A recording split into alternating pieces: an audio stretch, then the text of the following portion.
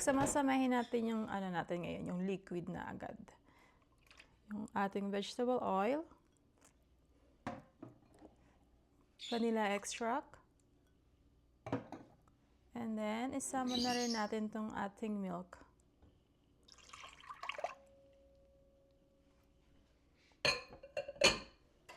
Haluin lang din natin to.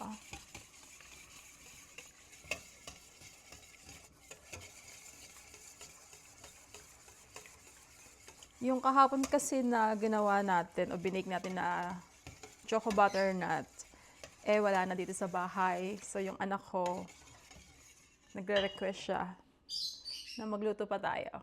Or mag-bake pa tayo. So sama na natin yung salt, baking soda, and then itong ating baking powder.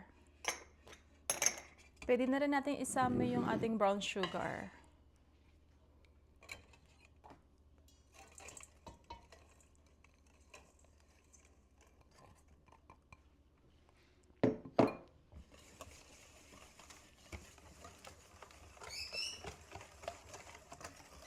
So, yung ginamit ko dito, same ingredients din lang naman. Pero kung meron kayo naisip na idagdag, pwede rin mo kayo magdagdag kung ano gusto nyo. And then, yung ating cocoa powder.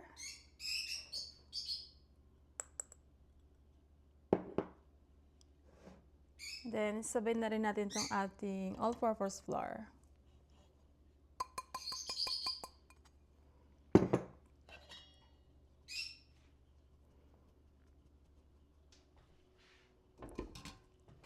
And then, haluin lang natin ulit.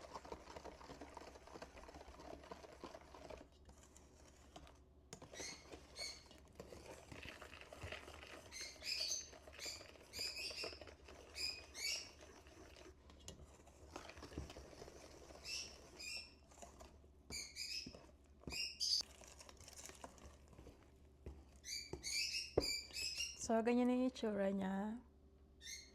And then, isasama na natin yung chocolate chip na na-melt ko na kanina.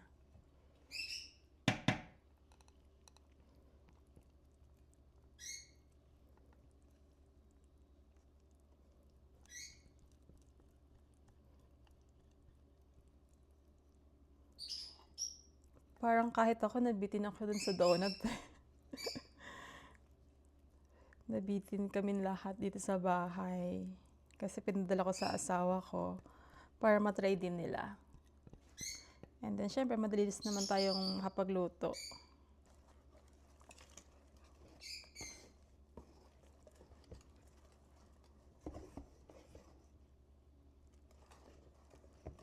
So, yeah. Ganyan na siya agad. Parang ang bilis na, no? Kahapon parang natagalan tayo. But now, ang bilis. Okay, balikan ko kayo kasi tatransfer muna natin to sa ating squeeze bottle.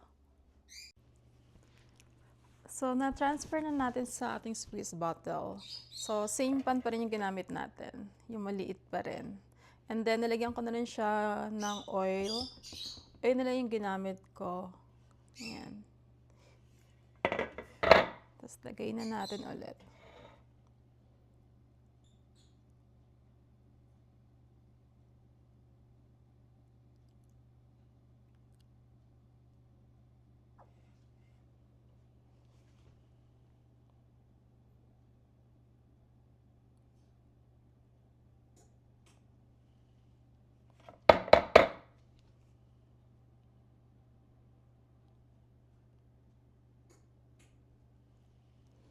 So, lagyan din lahat hanggang mapuno na natin. And then, balikan ko kayo ulit mamaya. So, yan guys. Napuno na natin yung ating baking pan. And then, ito na-refill ko na rin siya. And then, okay na rin yung ating oven. So, lagay na natin to.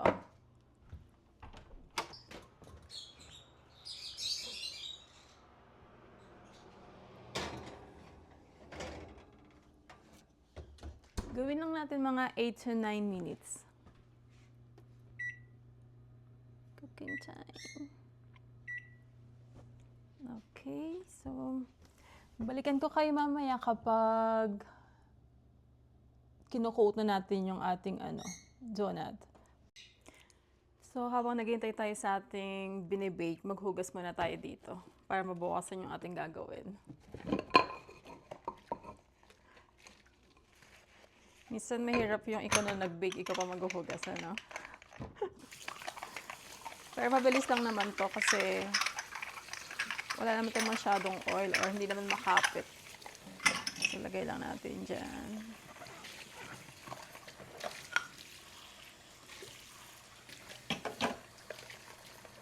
Mabilis lang hugasan kasi wala naman tayong malaking kaldero.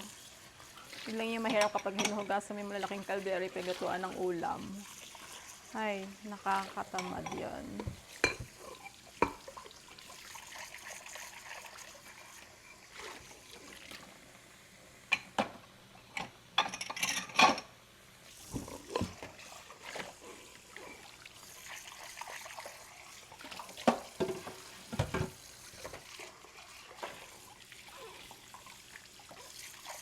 So, yung gagamitin lang natin na pang-coat ng ating donut, yung kahapon na natira natin na straw, so kasi madami pa yung natira. Dahil nga hindi lahat ng donut na nagawa natin, ginamit natin, diba? Dahil nga meron doon yung manipis. So, kaya may natira pa tayo mga straws. Ang gagawin na lang natin ngayon yung ating glaze. Yung powdered sugar, and the hot water, and then lemon extract. Ito, mahirap tanggalin yung chocolate. Dapat pala hot water ito.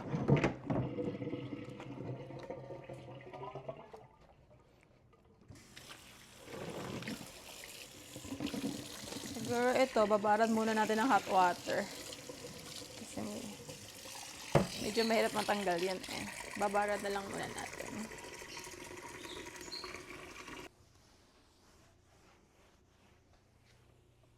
Okay, ang bilis maghugas. Tapos na agad tayo maghugas. Okay, then balikan ko kayo ulit mamaya. So, yan na yung first batch natin. Mukhang magbubutas ulit tayo. Parang ang liit ng butas niya, no? But we'll see. Okay, tanggalin na natin.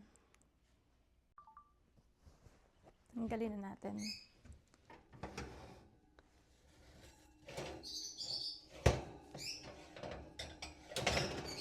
Okay.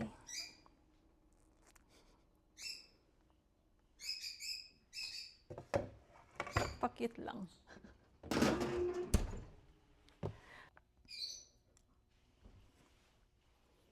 Palamigin lang natin bahagya. Maghugas lang ulit ng kamay ko. So, tanggalin na natin. Medyo mainit pa siya. Sa ganyan siyang kakapal. Diba yung kahapon, sobrang nibis.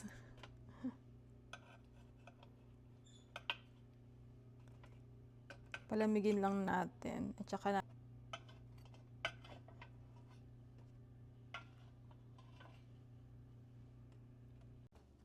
nagutom ako. Habang naghihintay tayo sa ating binibig, kaya muna tayo ng saba.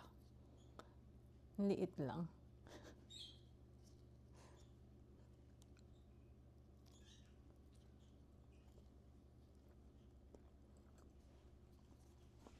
Actually, nakatatlo na ako.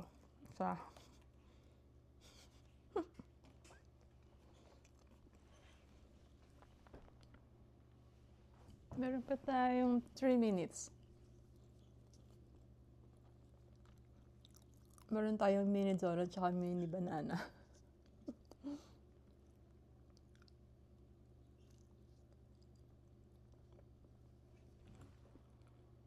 Ang katulog lang pala.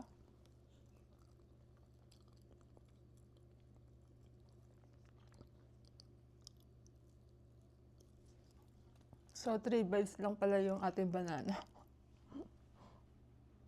So guys, gawin na lang natin, butasan na lang natin siya ulit sa middle. So dito ko siya umpisahan sa ilalim. Kasi ilalim niya ganyan lubog. So yun lang yung susundan natin. So ito lang yung ginamit ko ulit. And then, yan na siya. Okay, then balikan ko kayo kapag naubos na natin at kung ididip na natin sa ating straw at saka sa ating glaze. Okay, bye! So, hi guys. Sa lahat, nabutasan na natin. Yun yung itsura niya. Binutasan ko na lahat para pare-pareho siya. Hindi yung may maliit, may malaki. So, yun ang itsura niya sa harapan or yun ang top. Ito yung sa ilalim. Ganun din naman. So, meron na tayong naka-ready dito na pang glaze. Ito yung ginawa natin kanina. And then, ito yung natira natin na streusel kahapon. Nilagay ko na siya sa fridge and then medyo nanigas siya. Like, medyo konting buo lang. Ginamitan ko siya ng food processor para madurog ulit siya. Yan. Naghugas na ulit tayo ng hands, so okay nating hawakan na lang yan. So, ilubugan natin tong ating donut dito. Yan. Takpak lang natin. And then, ilagay na ulit natin dito. Same procedure like kahapon.